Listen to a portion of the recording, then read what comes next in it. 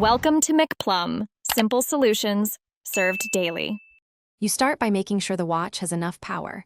Plug it in until it reaches at least 50%.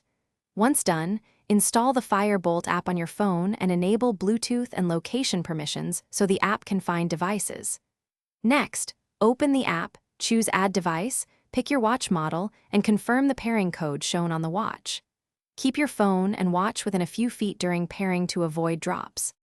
Once paired, check for a firmware update and install it. Updates fix bugs and add features, so use Wi-Fi and keep both devices charged. Then grant notification and health permissions in the app so calls, messages, and activity data flow to the watch.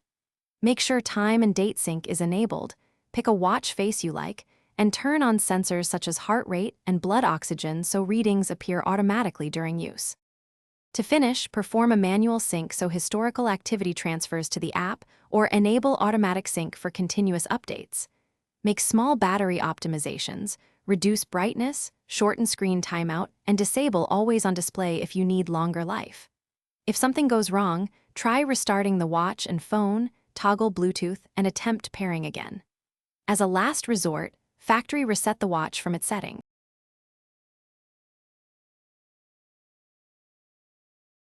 Thanks for watching, stay juicy, and subscribe.